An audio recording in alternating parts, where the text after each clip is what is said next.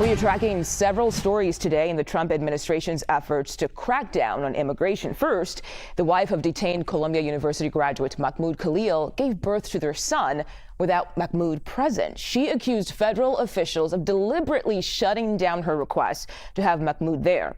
In a statement, she said, in part, despite our request for ICE to allow Mahmoud to attend the birth, they denied his temporary release to meet our son. This was a purposeful decision by ICE to make me, Mahmoud, and our son suffer.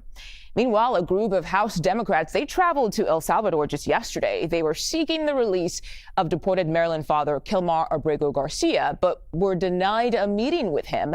They're now calling for daily proof of life. And the Justice Department says dozens of members of Venezuelan gang Tren de Aragua, for the first time ever, now face charges under the Racketeer Influenced and Corrupt Organizations Act. It's also known as the RICO law. So let's bring in our Department of Justice correspondent, Scott MacFarlane, who's following these stories for us. Scott, let's start with that Maryland father. What does daily proof of life mean here? And why are Democrats demanding it for Abrego Garcia?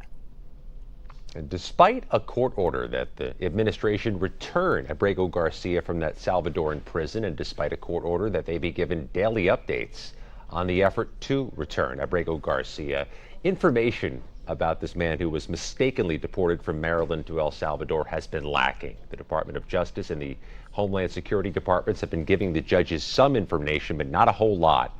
In fact, it wasn't until just this weekend it was revealed through a visit from Maryland Senator that Abrego Garcia had actually been moved from the notorious CBS terror prison in El Salvador to a nearby detention facility.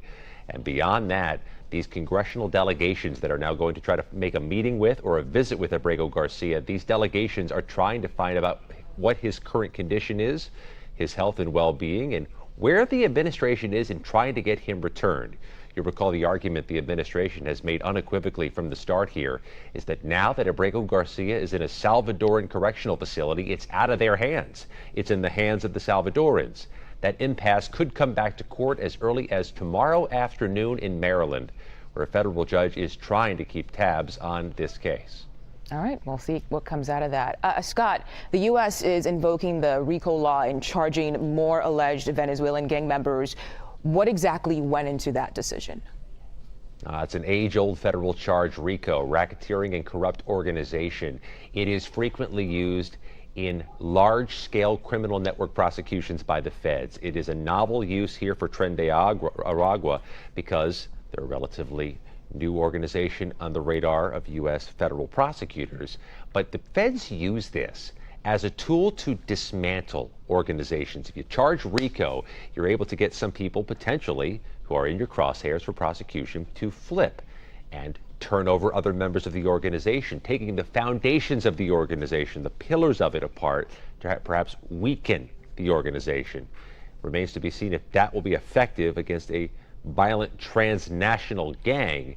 But the Department of Justice is trying this approach. In this case, they've announced of 27 gang member arrests. Okay, let's talk about another law here. What's the latest movement with deportations under President Trump's use of the Alien Enemies Act? Yes, some of this remains in the hands of an appeals court and the U.S. Supreme Court. You'll recall over the weekend there was a freeze ordered by the Supreme Court on more of these 1798 emergency wartime power deportations, which hadn't been used in America since Japanese internment during World War II. The ACLU, the Civil Liberties Union, is asking the court to extend that injunction to broaden the window so that a deeper review can take place. But all these matters now are in the hands of the courts, and these flights of would-be deportees who have been staged and ready to detention facilities in Texas are on hold, at least till the courts weigh in again. Okay, Scott MacFarlane, thank you so much for your reporting. Appreciate it.